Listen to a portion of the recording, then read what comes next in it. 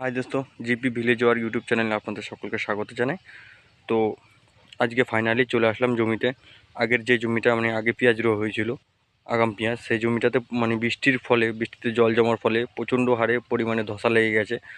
তো এই ধসার জন্য কী ধরনের ওষুধ ব্যবহার করতে হবে আমি দেখাচ্ছি আপনাদেরকে, আপনারা দেখতে থাকুন।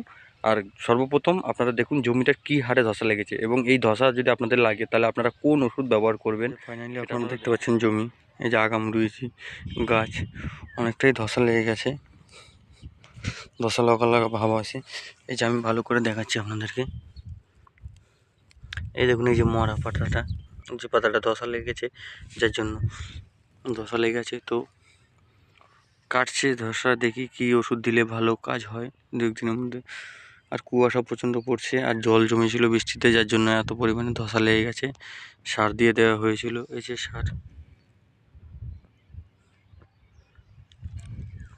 তো এই জমিতে দেখি কি ওষুধ দেওয়া যায়, আপনারা দেখতে থাকুন। আমরা দিয়ে দিচ্ছি বিএসএফ কোম্পানি, এই যে দেখতে পাচ্ছেন এটা হচ্ছে বিএসএফ কোম্পানি মেরিবন, দেখতে পাচ্ছেন।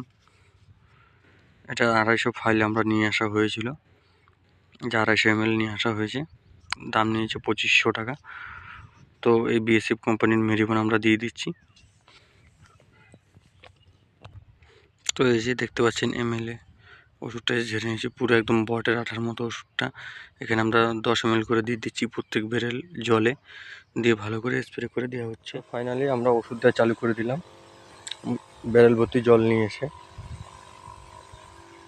সুন্দর করে স্প্রে করে দেওয়া হবে পুরো জমিতে। তারপরে ফিডব্যাক আপনাদেরকে আমি দেখাচ্ছি নেক্সট ভিডিওতে, পরবর্তী দিন।